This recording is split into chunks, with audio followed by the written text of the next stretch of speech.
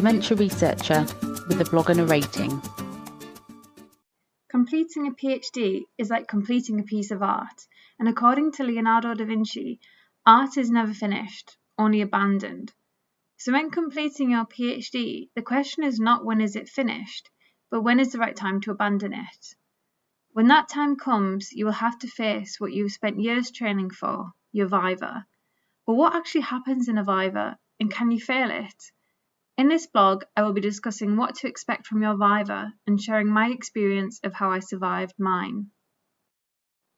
To start off, what even is a Viva? Well, technically it's viva voce and is Latin for with the living voice. A Viva is the oral examination you face at the end of your PhD, where you are expected to defend your thesis under questioning from experts in your field. In many countries, the Viva can be public, where the student will give a presentation on their thesis in front of family, friends and colleagues before being questioned by their examiners.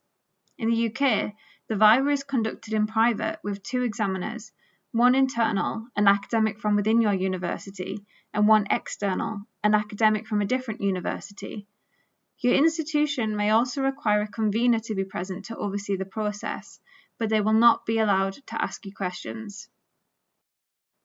Everyone's Viva is slightly different, as they can vary depending on your field, your institution, and your examiner's style of questioning, but they all follow a similar format, lasting for approximately 2 hours before being sent out of the room, or being put in a Zoom breakout room if COVID measures have required it to be online, while the outcome is deliberated.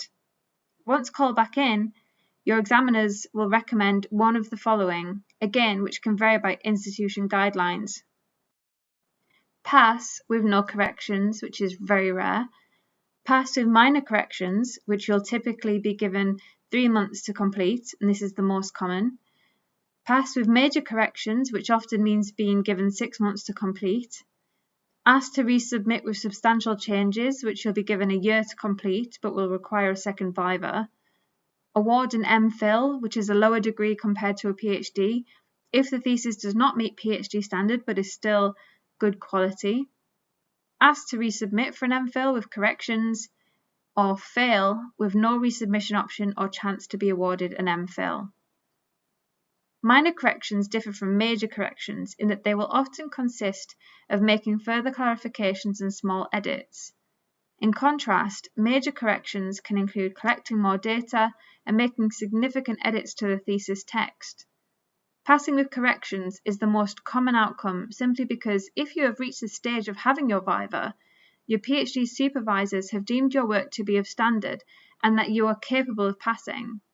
Having said that, I do know people who have either had to resubmit and have a second Viva or been awarded an MPhil. It is rare, but it does happen. So what was my Viva like and how did I survive it? It's probably best to begin by disclosing that I, like many others, passed with minor corrections, so by no objective measure could it have been considered a bad Viva, but by any subjective measure I might be tempted to say it was. Firstly, it was scheduled for the 1st of April, or April Fool's Day, which prompted many jokes about how my examiners would pretend I failed when I hadn't. Thankfully, they didn't.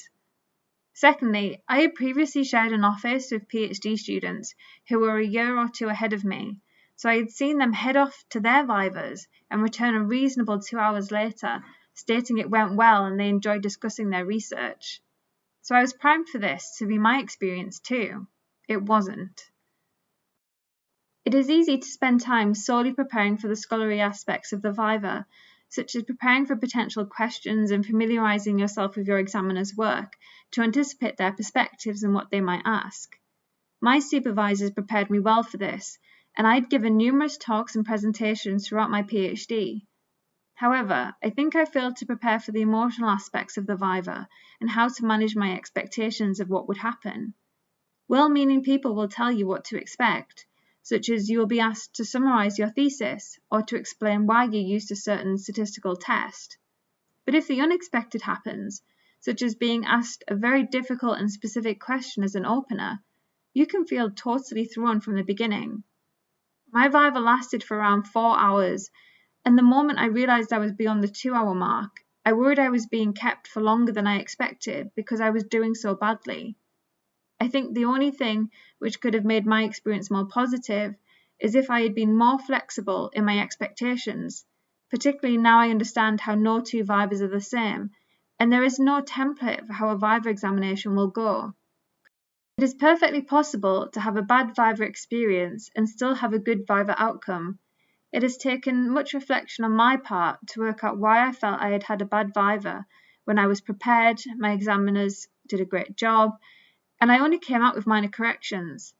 But it shows that surviving a bad Viva isn't necessarily related to the outcome, but rather your experience of the Viva itself. It is inevitable that people will try to offer you advice about what to expect, but I think that so long as you keep open-minded about what might happen, and you spend time focusing on the emotional as well as the scholarly aspects of your Viva, you'll be well prepared to survive it, whether you perceive it to be bad or not. Thank you for listening.